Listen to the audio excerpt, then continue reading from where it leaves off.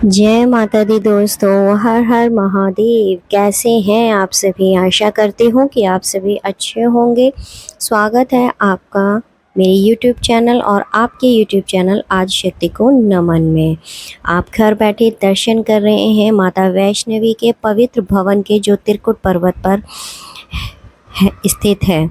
और यहाँ पर हमारी माता वैष्णो देवी 3 पिंडियों के रूप में विराजमान है, माँ काली, माँ लक्ष्मी और माँ सरस्वती।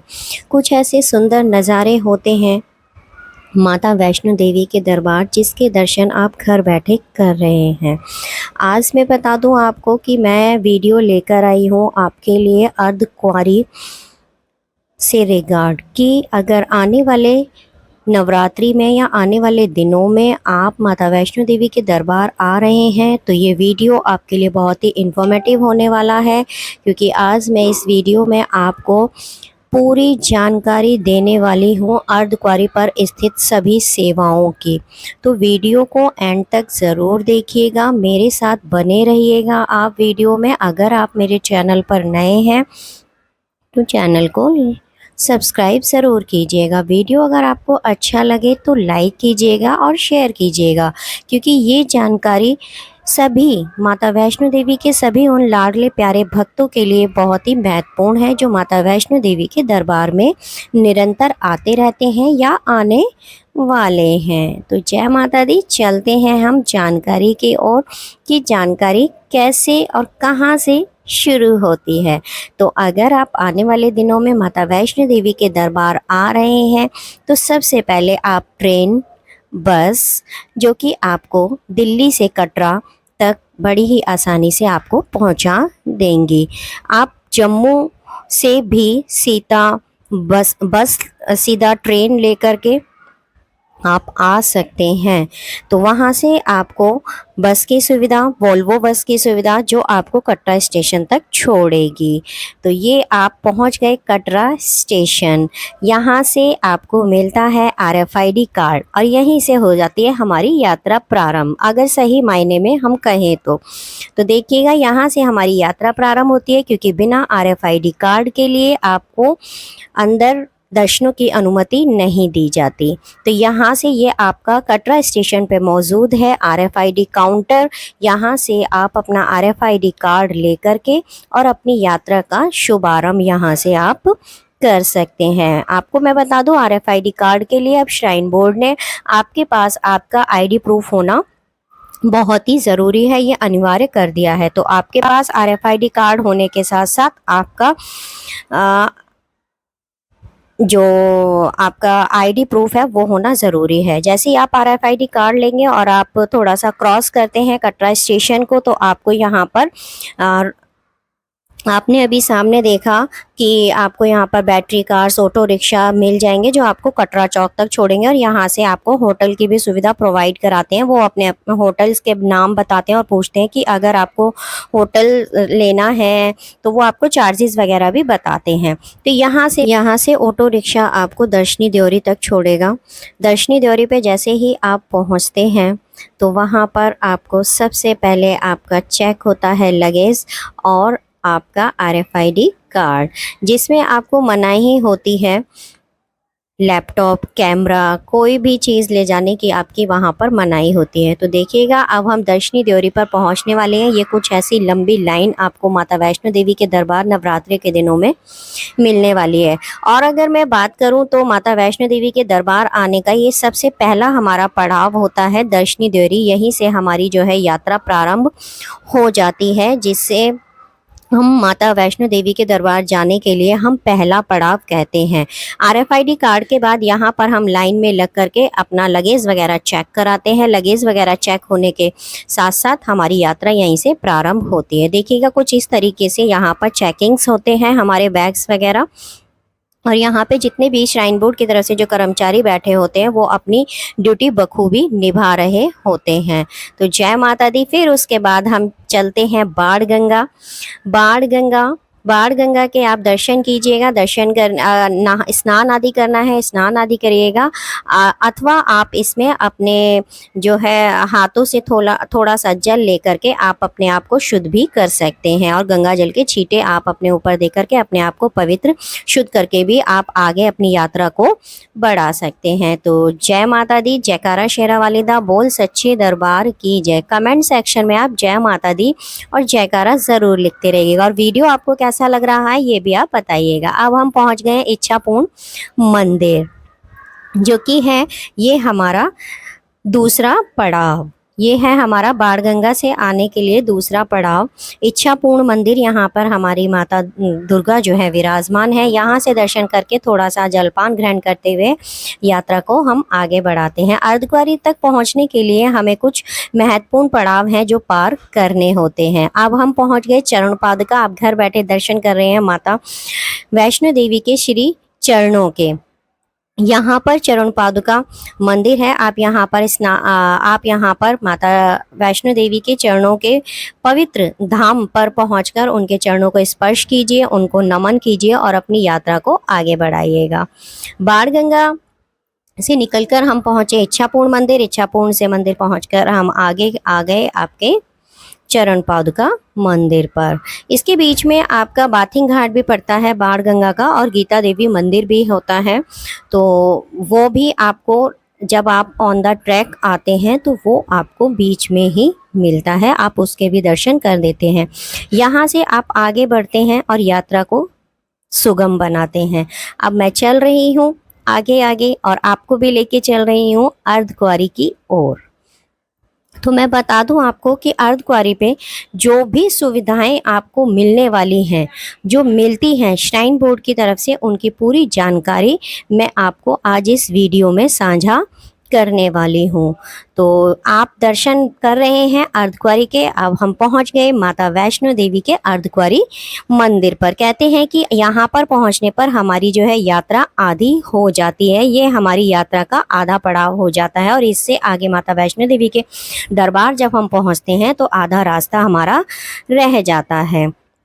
तो यहाँ पर मैं बता दूं आपको कि यात्रा जो है यहाँ से दो मार्ग में बट जाती है। एक हिमकोटी की तरफ जाती है और दूसरी आपकी सांझी छत की तरफ जाती है। सांझी छत हाथी मत्थे की जो चढ़ाई है वहाँ, और आप सामने ये जो देख रहे हैं ये आपका ताराकोट मार्ग है। आप आते वक्त और जाते वक्त इस मार्ग को भी ले सकते हैं। ये मार्ग भी सुगम है, इस पर चढ़ाई कम है, लेकिन ये 2.5 किलोमीटर प्राचीन मार्ग से ज़्यादा हो जाता है। तो भक्त जो है प्राचीन मार्ग से ही आना प्रेफर करते हैं। और ये जो सामने आप देख रहे हैं ये मार्ग आपका अर्धकुंवारी के लिए जाता है। तो जय माता दी।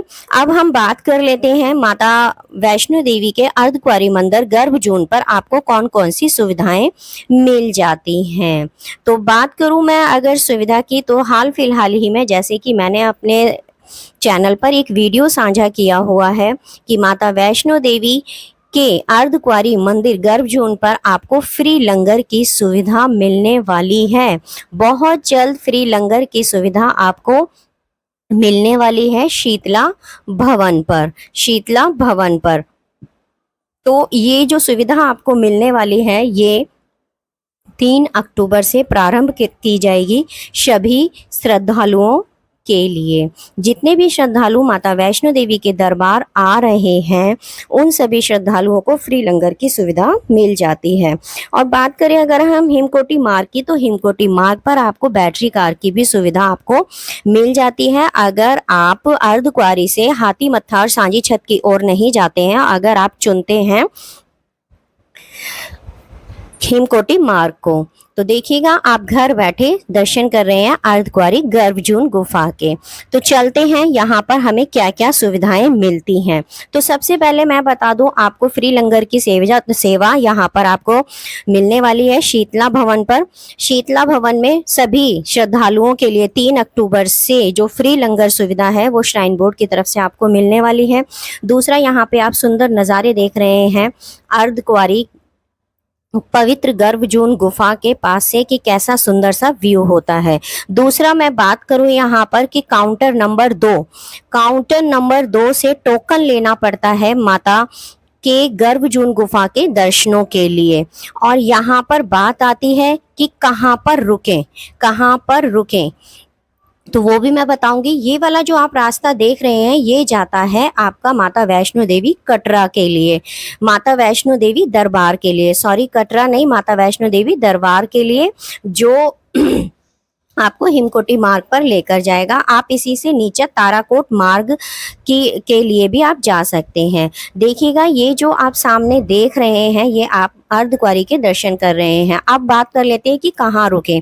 यहाँ पर शैलपुत्री भवन, शारदा भवन और भगवती भवन, 3 भवन अवेलेबल हैं यहाँ पर, जिसमें रूम और डॉर्मेट्रीज आपको मिल जाते हैं। डॉर्मेट्री की अगर हम बात करें तो पर पर्सन डॉर्मेट्री का जो डोनेशन फाउंड है वो है 150 रुपीज़, और रूम की अगर हम बात करें तो 800 रुपये में आपको अर्धकुंवारी पे रूम अवेलेबल मिल जाता है। और एक फ्री अकोमोडेशन भी है जो भवन के पास है, शैलपुत्री भवन के पास है, जहां आप फ्री रुक सकते हैं, लेकिन वहां पर पहले आओ और पहले पाओ के आधार पर ये सेवा उपलब्ध है। अब बात कर लेते हैं कंबल स्टोर की। तो कंबल स्टोर भी आपका यहाँ पर मौजूद है। यहाँ आपको 100 रुपये सिक्योरिटी पर कंबल की देनी होगी और वो आपका रिफंडेबल होता है, वो आपका रिफंडेबल होता है। यहाँ पर वर्चुअल दर्शन भी कराए जाते हैं। माता वैष्णो देवी अर्धकुंवारी गर्भजून गुफा के पास वर्चुअल दर्शन भी कराए जाते हैं माता वैष्णो देवी गुफा के, जिसका चार्ज आपका 100 रुपीज़ है,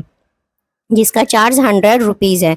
यहाँ पे लॉकर सुविधा भी है, लॉकर सुविधा भी है। जब आप माता वैष्णो देवी की अर्धकुंवारी गर्भजून गुफा के लिए दर्शनों के लिए जाते हैं तो आप अपना सामान लॉकर में रख करके और फिर आप माता वैष्णो देवी के दर्शनों गर्भजून गुफा के दर्शन के लिए आप जा सकते हैं, क्योंकि वहाँ पर कोई भी चीज़ ले जाना अलाउड नहीं है, सिर्फ पैसों के।